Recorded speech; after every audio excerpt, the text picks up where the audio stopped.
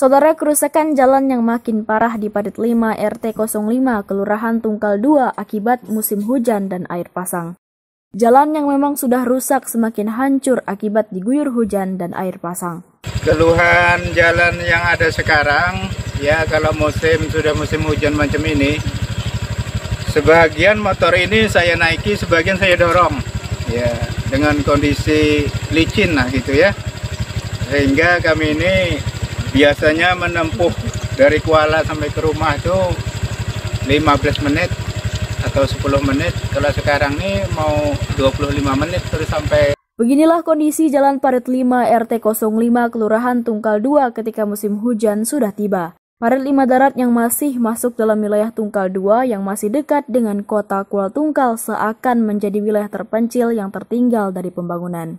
Eri Priyansah selaku Ketua RT 05 mengaku padahal sudah selalu diusulkan kepada pemerintah daerah setiap tahunnya, namun hasilnya belum juga kunjung dibangun oleh pemerintah daerah. Sekarang kami kondisinya tengok dewek lah jalannya kan. Selama ini kan perhatian dari pemerintah itu tak ada. Kami minta kan yang pemerintah yang sekarang ini kami minta diperhatikan kondisi jalan kami ini. Tapi tetap pernah mengajukan ke pemerintah Pak RT ya? Sudah pernah mengajukan, cuma tidak ada tanggapan belum. Selama ini masyarakat hanya mengandalkan dana swadaya untuk menutup lubang-lubang di jalan tersebut. Tentu ini membebankan masyarakat Parit 5 yang kebanyakan dari masyarakatnya memiliki ekonomi menengah ke bawah. Jadi kami dekat bulan 12 itu kami swadaya setiap tahun, swadaya terus.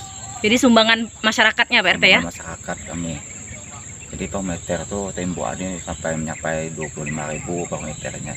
Ketika musim hujan sudah tiba, Jalan Parit 5 Darat RT 05 seolah berubah menjadi padang lumpur, sehingga pejalan kaki saja susah untuk dilewati, apalagi menggunakan sepeda motor.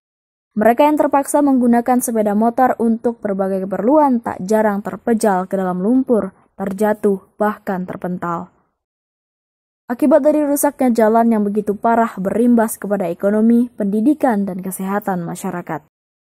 Masyarakat yang ingin bekerja menjual hasil kebun mereka atau berbagai keperluan lainnya menjadi terhambat akibat kondisi jalan yang hancur. Orang bawa bahan dari kebun, orang anak-anak sekolah, guru-guru sekolah, sampai patah mata kaki.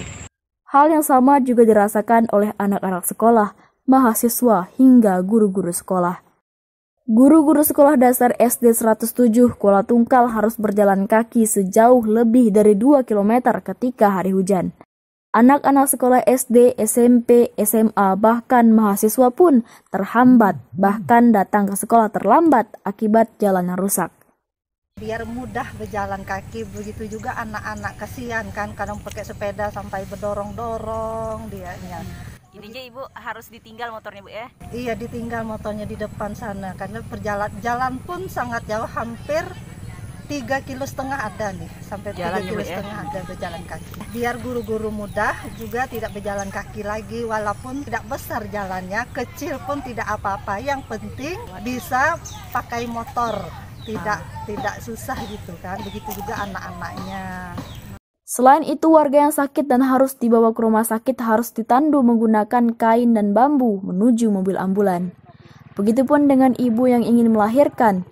Warga harus meminjam perahu atau pompong, dan jika air surut, mereka terpaksa menaiki sepeda motor dengan bersusah payah. Itu jadi musibah, misalnya sakit, meninggal, itu memang mau melahirkan, kita untuk menempuh ke rumah sakit umum, itu yang kendala bagi masyarakat kami.